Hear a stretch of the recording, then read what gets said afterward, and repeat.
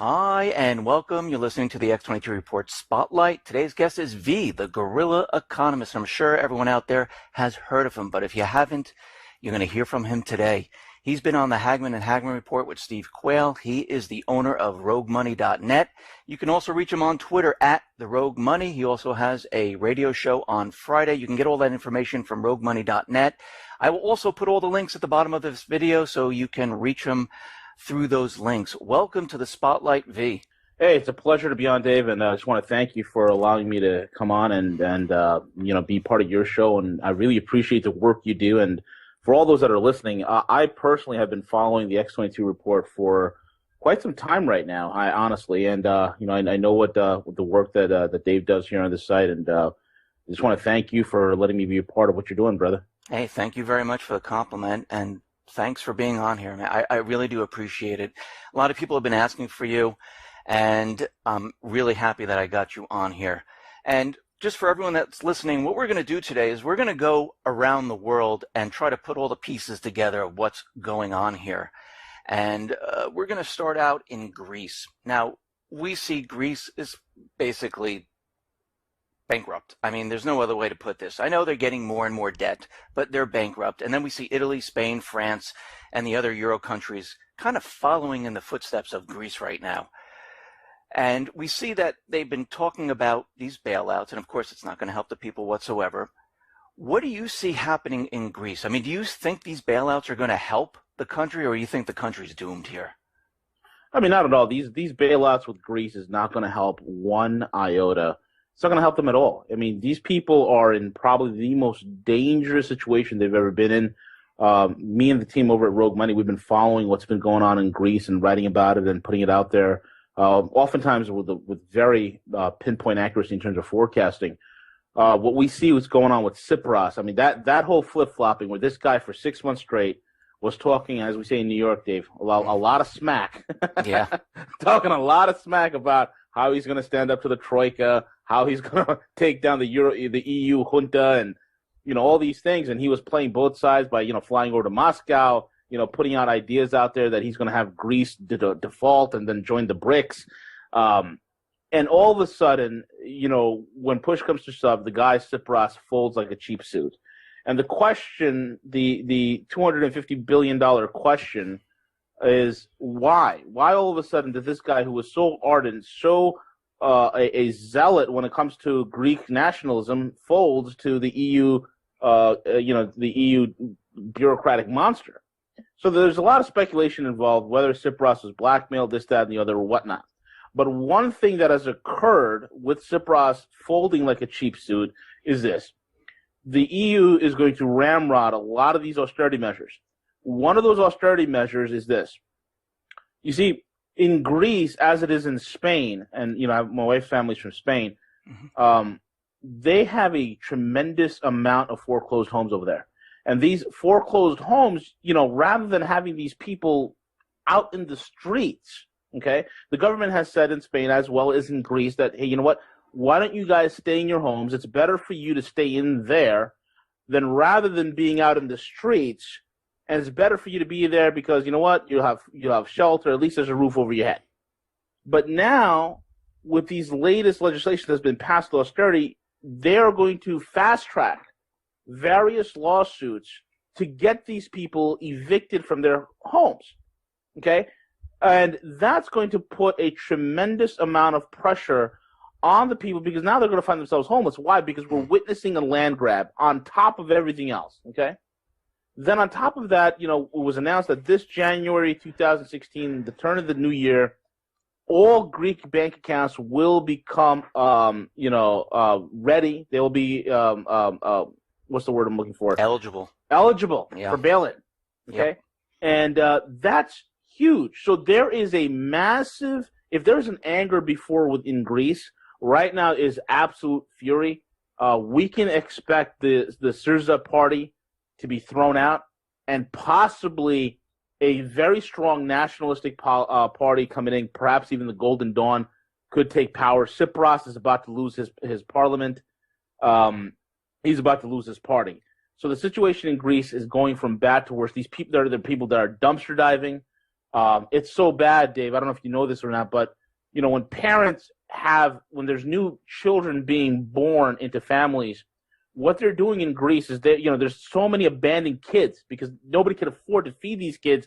Families are leaving them on the doorsteps of police stations, fire stations, governmental buildings, and now the government has issued cardboard boxes that have a signal on top. There's a flashing beacon and also makes a noise. You simply put your kid in the box and you leave him somewhere and leave a noise, and the government official will pick the kid up to go to an orphanage.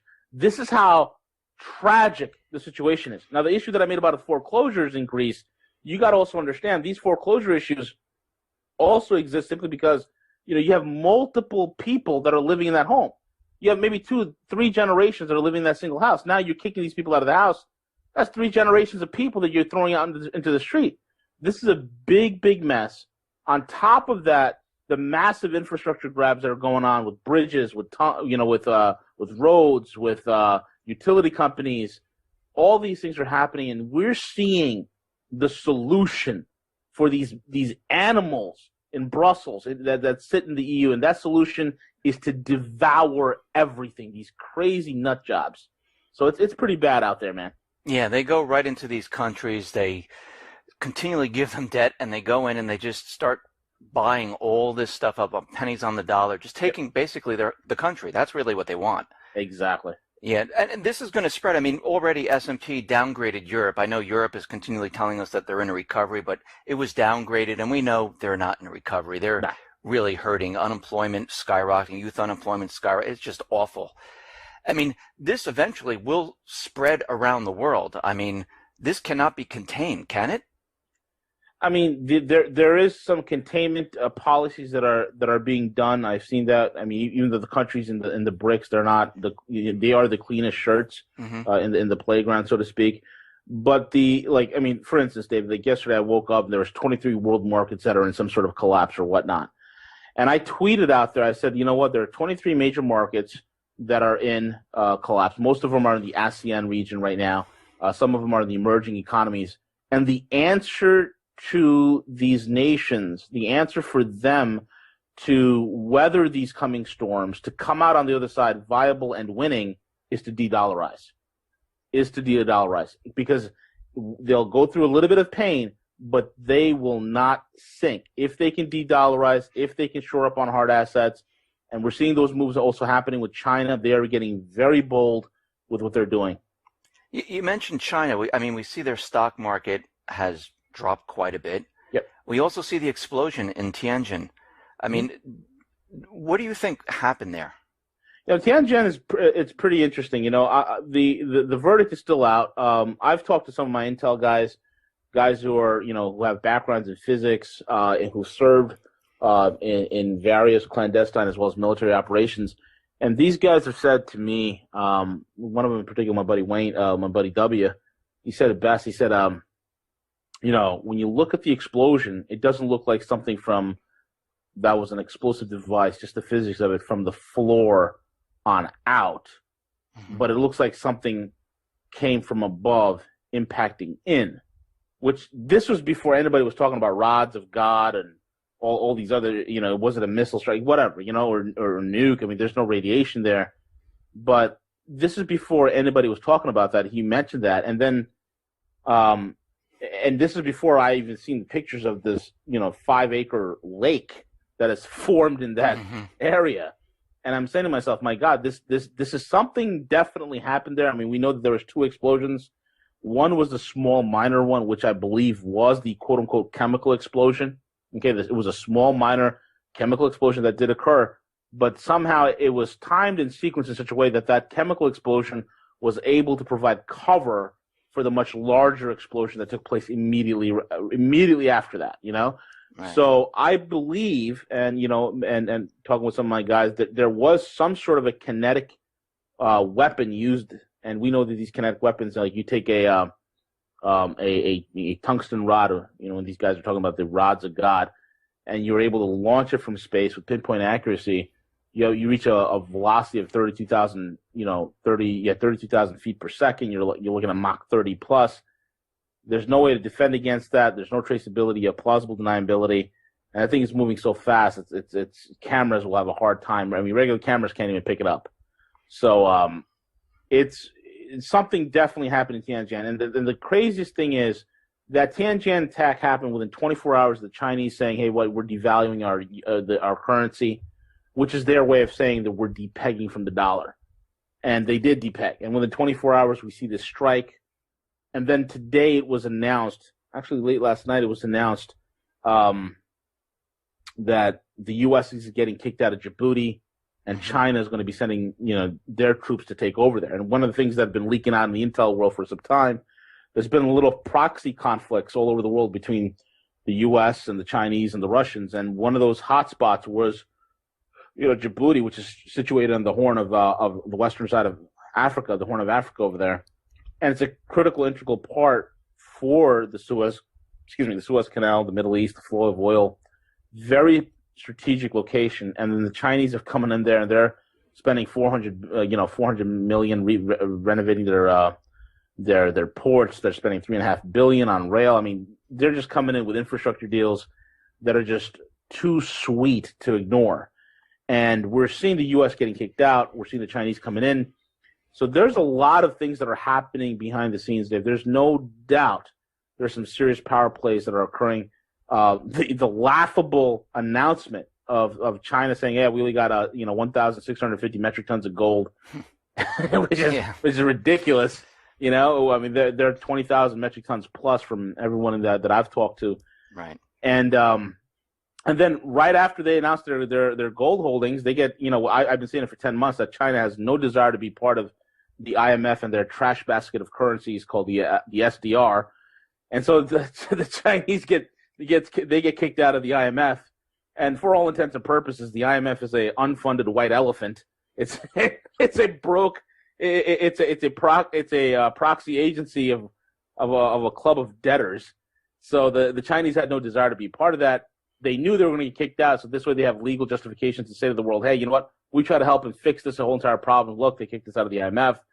In the meantime, they're building up their AIIB, which right now stands at 56 members strong. The BRICS have grown to about 135 nations that are behind it. I mean, they see the handwriting on the wall. When you have the largest economies, 25 of the largest economies in the world, and these 25 nations, they don't see eye to eye on a lot of things. But they all agree that they're not going to trade in dollars, and they've all set up currency swaps. That tells you something. The handwriting's on the wall. Yeah, they're completely separating themselves. I mean, Russia, China, and the other BRIC, they're completely kind of backing off, saying, "Listen, okay, let's do everything on our own." Yep. And they're setting everything up on their own. Okay, let's move now over to what is happening in Ukraine. Mm-hmm. We see right now, I mean, there is the Minsk 2, there was the Minsk 1, there's the Minsk 2. Yeah. Putin is out there trying to broker peace, stop things from happening all over the place. At least that's the way I see it. And we see in Ukraine, we know the U.S. government, central bankers, they don't want this to happen. They want Ukraine. They want the southeastern region. They want Crimea back. I mean, do you see war breaking out there? I mean, there's always a potential for war, but the Russians have that area on lockdown. For instance, the numbnuts over at NATO who are beating their little chests and saying, "Oh yeah, we're going to set up combat air patrols in the Ukraine."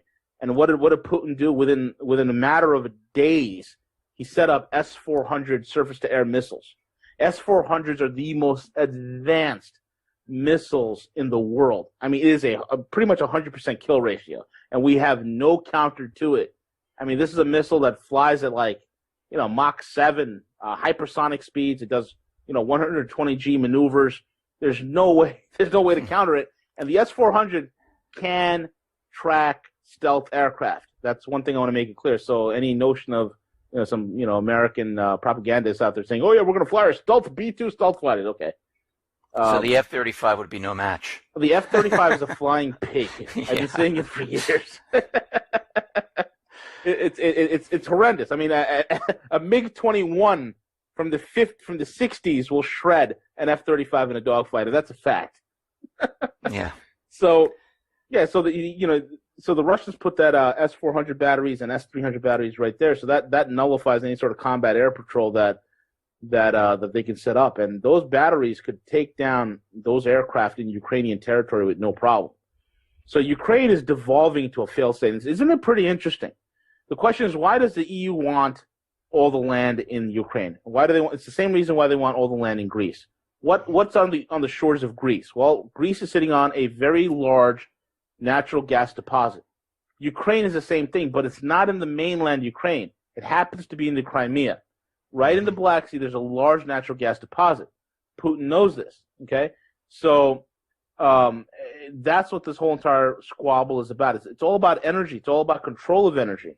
And the U.S. at this point doesn't care if they start, some sort of a massive war in the process. These guys are nuts. And one of the things, Gerald Celente said it best, when people have nothing left to lose, they lose it. And the U.S. is getting to that point. It's getting very dangerous. And they're getting very desperate. And desperate people always do stupid things. So Ukraine, what do we got going on? We have Nazis that are running rampant. We have oligarchs that are fighting each other. This is all things that we've talked about in Rogue Money for quite some time right now. In fact, one of the contributors to Rogue Money is a guy named James, the Russian analyst, writes the best darn articles, the most in-depth intelligence reports on Russia and Ukraine I've ever read in my entire life. And I'm not saying it because the guy just writes for the site. I'm saying this guy's amazing. He's been on the radio show a few times. Dave, if you ever want to interview him, I recommend you want to get a real ground level what's going on in Russia and Ukraine. That's the guy to talk to. Okay. But Ukraine is spiraling into a failed state. Battles between oligarchs. It's turning into a narco state, which is kind of what happens wherever the U.S. and NATO goes. And on top of that, you're having human sex trafficking rings popping up. It is deplorable what they've done to this country. They've taken this country from a first world country in terms of its infrastructure, and then they brought it to almost on its way to a third level status. It's unbelievable. Yeah, I mean, they do this everywhere. I mean, we look in the Middle East. I mean, they did this in Lebanon, Libya, Iraq. I mean, actually, it's the same pattern. It's go into a country, destroy the economy, create some humanitarian need, and basically steal all the natural resources. Yep. That's pretty much it. Yep. So in the Middle East right now, I mean, we're seeing Yemen being bombed right now. We're seeing Libya basically having two governments, the puppet government and the other government that's in Tripoli. We see Lebanon falling apart, Iraq falling apart, and now we have, of course, the Islamic State, which is in Syria, in Iraq, and popping up in all different places, and we really know what they are. They're a proxy army for the U.S., and this is all about the petrodollar, isn't it? Absolutely. We're seeing some major moves that are occurring. There's a lot of movings and shakings happening even within the House of Saud. It's pretty interesting. Back in September of 2014, I kind of reported that I think I was the only one to report that one of the Saudi princes, I forgot his name because these guys have these long hyphenated names I tend to forget. But one of the Saudi princes, he was carjacked in Paris. Okay, his motorcade was hijacked. They had two hit teams descend upon a 10-car motorcade and lifted off the guy with 300,000 euros in cash and quote-unquote secret documents. The Saudi government didn't make any other acknowledgement towards that. They just left it alone. The Mercedes vans that were used to hijack the motorcade was found out in the French countryside, burned to a husk. So this was a straight-up professional hit. And you find out who that prince is. Well, that prince is somebody who has been in talks with the Russians and the Chinese. He's very well connected individual, which is pretty interesting because when you look at the current Saudi monarchy with King Salman and the Crown Prince Mohammed, these guys are pro-Western. So the question becomes, and then you have the Saudi energy and defense ministers, which are really been last few weeks and last few months been setting up quite a few meetings with the Russians. In fact, I think there was a couple of $1 billion investment that the Saudis have done with a Russian agricultural firm. So all of a sudden, there seems to be some sort of a rift in the House of Saud, which I find to be pretty interesting. Now, this is also occurring while this is happening directly to the southern border in Bahrain. And all the way down into Yemen, you have a Shiite uprising. And the Shiites in Yemen are pretty interesting. These are the Houthis. And the Houthis and the Sunni, even though the Houthis are categorized as Shiites, they have more in common with Sunnis. But nevertheless, the Houthis, which are really funded as an Iranian proxy, and for those that don't know, Iran and Saudi Arabia have been fighting a proxy war for decades now, absolute decades. And this is creating massive pressure coming in from the south. And then the kingdom, the House of Saud, also has to worry about the situation in the north, because ISIS is a U.S.-created attack dog, that they can funnel this attack dog in whichever way they so see fit. And now the Saudis are, they're continuing to build up this fence, this massive bombardment on their northern border with Iraq to prevent any kind of spillover, not just from refugees, but from ISIS coming and, plowing into their territories. So these are some serious things that are, that are occurring within the Kingdom of Saudi Arabia. And then you have the continued situations in Syria, the continued situations in North Africa. All of this is basically what we're witnessing, folks, is the end of the petrodollar. Because while the U.S. has been following this insane British diplomacy, this insane British gunboat diplomacy of command and of divide and conquer, right? The Chinese and the Russians have been going in and setting up mutually beneficial trade agreements and energy agreements and win-win situations here. So the people are receptive towards that. People are not receptive towards chaos, disorder, destruction. Nobody wants that. No right human being in their mind wants that. No average person in the Middle East wants that. They want prosperity. They want to be able to send their kids to college. They want to have a successful and bright future for their countries. They don't want to be under this nonsense. So you're seeing this massive rift that is developing in the Middle East that's only going to get bigger, and we are seeing the birth of a new petro system, a petro transactional system, be it the petro yuan, or they go with a gold trade settlement note, or some sort of currency swap, or whatever have you.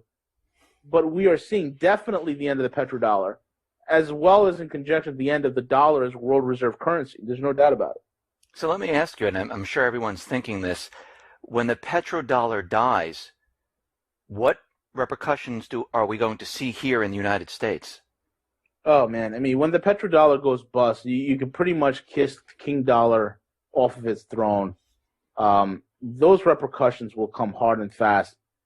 It will come hard and fast in the sense I could see people just dumping massive U.S. dollar treasury dump-offs, massive dumping of the dollar globally, all of which will come back onto our shores as a tsunami of hyperinflation. I mean, right now we're in a little bit of a deflationary period. I kind of see that as right before a tsunami, you have the waves, the water kind of goes away from the shore. It gets sucked out back into the ocean. Well, that's kind of like what's happening right now. That's where we're seeing a lot of deflation. But it's building up to a hyperinflationary tidal wave. And it's that tidal wave that is going to be crashing upon our shores. And that tidal wave is being formed by events in Greece, by events in the Ukraine, by events in China, in events with the BRICS, and events with the AIIB, and events with, with the petrodollar. All of these things are coming in culmination, and it's going to be very, very painful scenario that 99% of Americans are not even ready for, not even thinking about. Right. I mean, it's funny because John Kerry said something, and it's been all over the corporate media and the alternative or new media, where he said if we don't make this Iran deal, the dollar is going to collapse. Yep. Let me ask you, what do you think he meant by that? Simple. See, for the longest time, folks, okay, since I'd say about 2008, I believe. About 2007, 2008, we've been going to war with Iran every year. Oh, we're going to go strike Iran. We're going to blow up Iran. We're going to do this to Iran. We're going to do that to Iran. They got nukes. They're going to get nukes. So here's the backstory. Here's the real honest truth of what's going on with Iran. The U.S. has a long history of meddling with Iran and screwing with Iran and putting the people in a bad predicament. We're the ones who kicked out, Time Magazine Man of the Year, Mohammad Mossadegh, who kicked out the Soviets, who was like a champion of democracy. The world loved the man, except he did one horrible thing, Dave. He decided to use the profits of oil from his nation to the benefit of his own people. God forbid. So Mossadegh, was deposed, and we put in the Shah of Iran and the Savak, and it was like the most dangerous, most horrendous time in Iranian history. And then you have the religious revolution with the Ayatollah Khomeini. Fast forward to today. Well, Iran is, most people, if you get out of your Western thinking glasses, I deal business with Persians, with Iranians. They are a very secular society. Okay, don't let it fool you. They're very educated. They're very smart. They're not Arabs. Okay, and there's a clear distinction. There's a very clear distinction between Persian mentality and Arab mentalities. Two different things. And the other thing is, no one's ever conquered Persia. Nobody has. Okay, so it's a different type of fighting spirit those people have. The Iranians have been sitting on oil. In fact, the dirty little secret is Iran has more oil than Saudi Arabia. And Iran, if given, the thing that makes Saudi oil so wonderful, folks, is not because it's the most abundant oil supply in the world. That would be the Russians. What makes Saudi oil so wonderful is that they're able to extract it out of the ground in the cheapest possible way, with the least amount of cost. That's what makes it so amazing. The Iranians have the same thing, but the lack is they do not have refinery capabilities in order to refine it and bring their oil into the market. This has been a huge problem for many decades. So the Iranians are like, okay, you know what? We can't, we don't have the electrical infrastructure in place to set up these refineries to adequately refine oil. We need to really ramp up our electrical infrastructure, and the way to do that is not, solar power, it's not wind generators, it's actually nuclear power, okay? The dirty word, nuclear power, okay? Mm-hmm.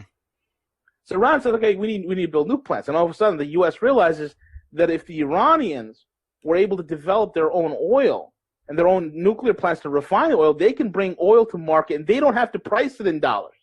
Because they're willing to sell it to the Chinese, they're willing to sell it to the Russians in gold and in or their own currencies. And, we've seen the whole Iranian, Turkey, Indian, for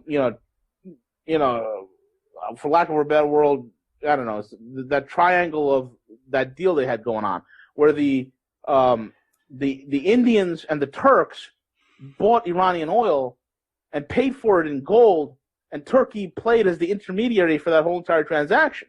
So the Iranians are willing to do that. The U.S. knows this. So the U.S. is like, wait a minute, if they are allowed their oil reserves, which many are estimating to be 5 to 7 times bigger than Saudi Arabia, that is going to be a huge threat to the petrodollar, number one. Number two, it's going to give other nations an idea, hey, maybe we should sell our oil in non-dollar terms.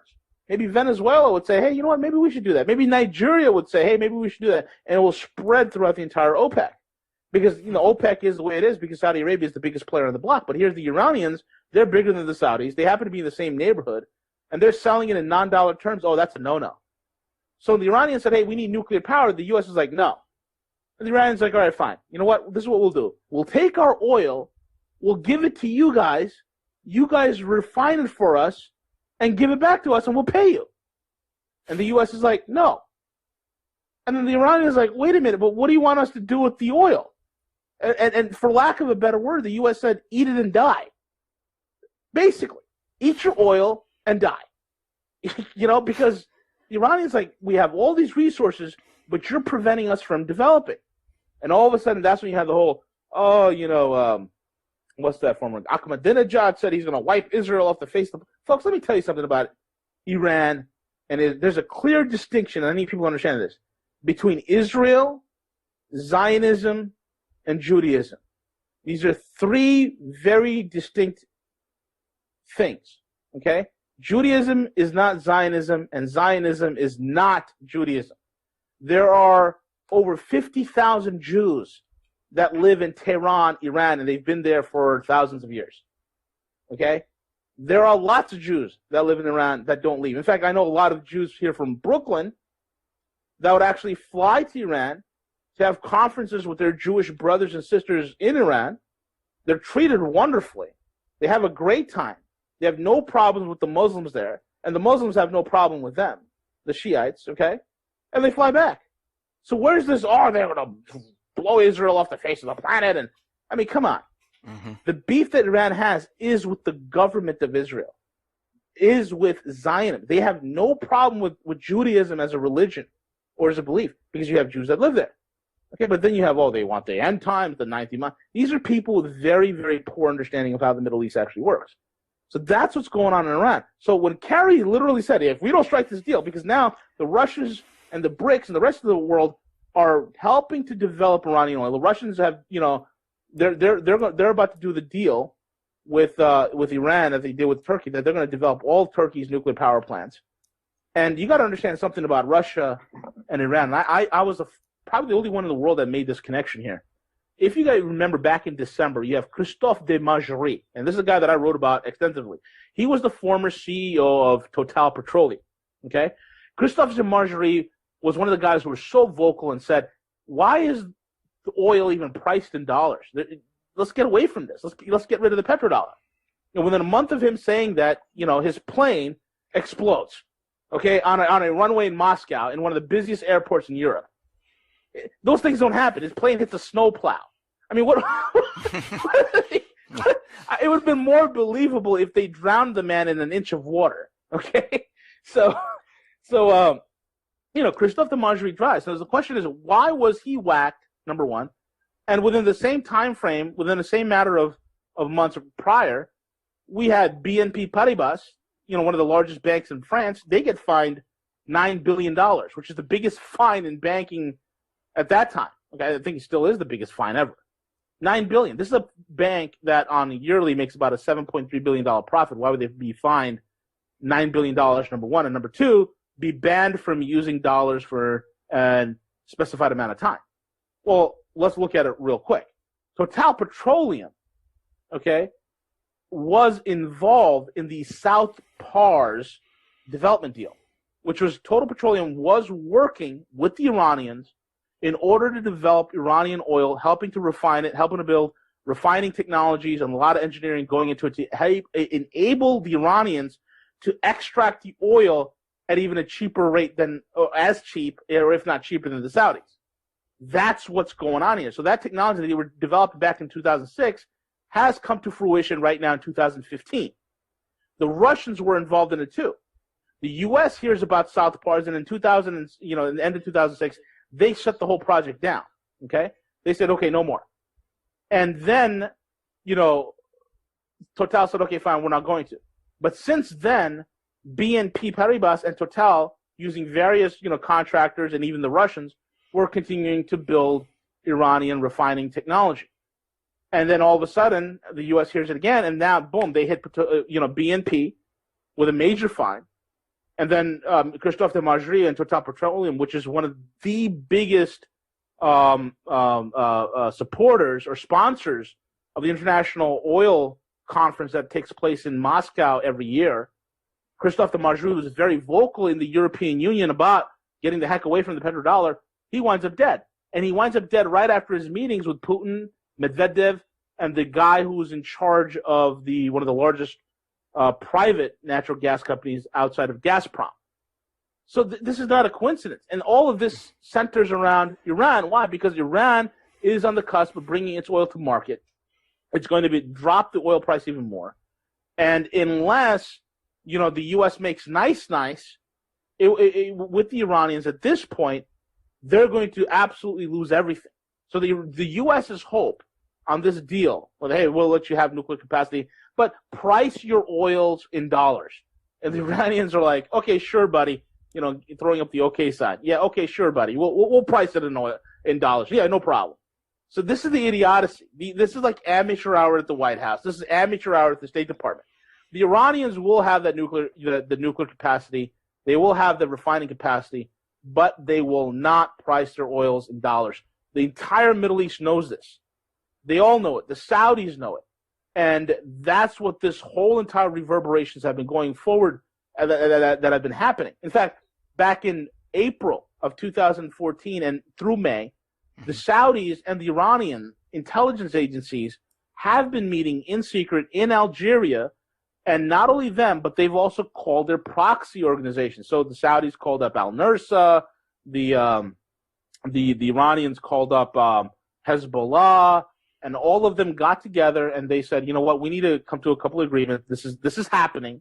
The world is about to change. There are some conflicts between you and I, but what the deal is that we need to understand that ISIS is a U.S. created non-Islamic terrorist organization.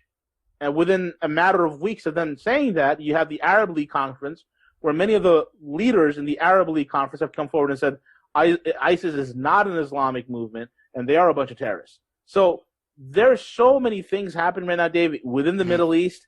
It is incredible. We are seeing the death of the dollar. We're seeing a desperate United States. Now, with this death of the dollar, I mean, here in the United States, of course, the corporate media, Obama, the Fed, they're all talking like everything is fine here. We're in this fantastic recovery. We're going to be raising interest rates. I mean, do you see that this economy here is getting any better whatsoever?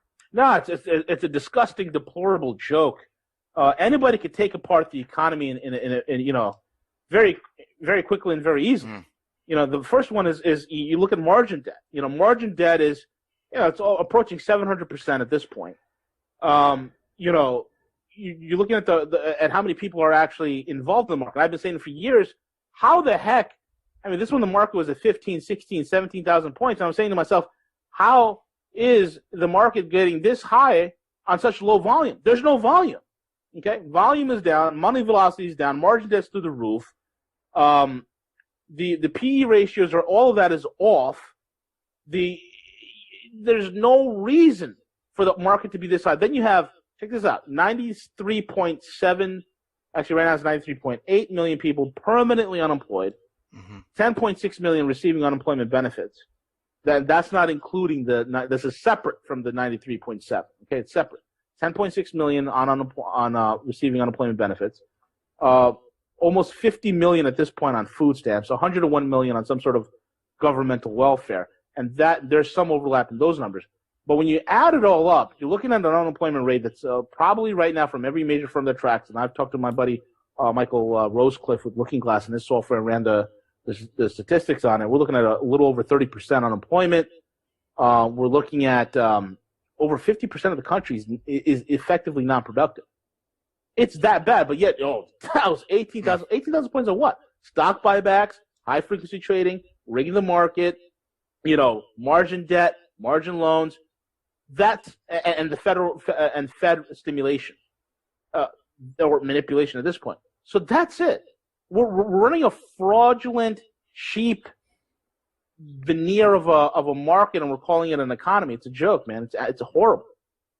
There is no recovery. It's getting worse. Yeah, I mean, do you think the Fed? I mean, they keep talking about interest rate hikes. Like, what do you think they're using this for? Let me just ask you, what do you think they're continually coming out saying? Oh, we're going to raise interest rates. Why do you think they're continually saying this? I think they're continually saying that simply because it gives the suckers that are currently in the market and the con artists, letting them know that, hey, you know what? Oh, the market's healthy. So every time we say, yeah, we're going to raise interest rates at this point, that's signaling to the unknowing investor and those who are not awake and listening to the X22 report, or they're not reading Rogue Money, those people will be like, okay, well, you know what? The Fed's saying that they're going to raise interest rates. That means the economy is good. It's getting to a level where the Fed doesn't need to tamper with it. And in fact, they stopped QE, which is nonsense. The QE is still continuing. It's continuing in stealth. They are buying their own debt and they're hiding their own debt. That's what they're doing. That's what QE is all about at this point. So they can't raise rates. If they raise rates, let's say like 2%, you can say goodbye to the housing market. It's done. The housing market is done. 2% raise in the interest rate, just to 2%, right, from 0 to 2%. Over. You're looking at like a 40% collapse in housing values. I mean, already, you know, mortgage applications, the lowest it's ever been in since like almost the 50s at this point. Okay, but yet housing prices are going up based on what? Well, you got, you know, BlackRock, and you got, Goldman Sachs, you got all these companies, even foreign national companies that are buying Chinese companies that are buying U.S. real estate, think it's a great investment. Let's get on in. Party's great. You know. So this. Let me. Go ahead. Go ahead. No, I'm sorry. Go ahead. No, this party is going to end very badly, Dave. No doubt. Let me ask you, from everything that we've been seeing, you know, with the petrodollar dying, what's happening in China, what's going on in Ukraine, we see the economy is really not improving. How do you think this is all going to end here? I mean, what should people expect to see happen when this thing completely falls apart? I mean, my God, it's we're going to see. There's an old saying, and Dave, you know this. Mm-hmm. People always say that that hyperinflation is like the Grim Reaper, that no one is looking for it, and then it suddenly happens, and it happens very quickly. I mean, could you imagine in Weimar Germany, day to day, the price fluctuations of the Deutschmark back then, and imagine how it's going to be today with everything being computerized. The hyperinflation is going to be 10 times worse, maybe 100 times faster, and it's going to come upon us unawares. And if people are not ready, and folks, people, it's not that you just shore yourself up to survive. We need to get to know our neighbors. We need to get to know our communities, because the end game here, folks, is look. The government is making preparations for them to stay viable on the other end of this. We need to do the same, because the game right now is he who wins on the other side of this collapse is the one who gets to dictate what happens in the next 20, 30, 40, 50 years. Okay? Governments is what got us into this mess. We don't need that fat, bloated, disgusting, putrid behemoth to be the last entity standing on the other side of this. We, the people, have to get back to being the people, being the educated, knowledgeable citizenry that has the ability to guard sacred liberty and the responsibility to keep our republic. That's who we have to be. So we have to stay winning on this side. It's great that people are listening to the X22 report, roguemoney.net, and the great work that sites like Dave's and mine, and we're all putting out there. But we have to take action in being the great communities that we once were, and get out of this nonsense, because if we can win on the other side of this, we can get our country back. We can, get government out of the way. We can end this bloated bureaucracy that is sucking the wealth out of all of us. That's the only answer, Dave. Yeah. Do you think, I completely agree with you, and I tell people all the time to be prepared. I mean, do you see food shortages? Do you see riots? Do you see people, well, we know they're going to lose their jobs. I mean, that's just a given. I mean, you see all this coming. Oh, absolutely. I mean, you look at all the supply chains. Supply chains are run paper thin at this point, okay? Money velocity is practically zero, which is freezing up the credit markets, which is creating a solvency crisis. And you look at companies like Walmart and your major grocery stores that depend on credit in order to buy their inventory, pay their employees, the whole 9 yards.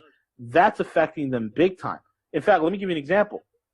Just recently, past week ago, a Walmart supercenter not too far from where I live, a major Walmart supercenter, which was 24 hours, and you've all been to Walmart supercenters, they're all 24 hours. This one closes at 12 a.m. now. They're not 24 hours anymore. It's unbelievable. These are just the signs, folks. These things are coming to a head without a doubt. Listen, V, I really appreciate you coming on the X22 Report Spotlight. Like I said, you can reach him at roguemoney.net. Just go right to his website. He has all the information there. I'll be putting all the links at the bottom of this video. V, thank you very much for all this great information. Dave, it's my pleasure. Thank you for allowing me to be on, and thank you for the awesome work you do. And folks, you need to listen to X22. The Guerrilla recommends it. I watch Dave's videos on YouTube. It's Dave, thank you, man. The work you do is great. Thank you so much, and I'd love to connect with you again. Thank you very much. I appreciate it. It's my pleasure.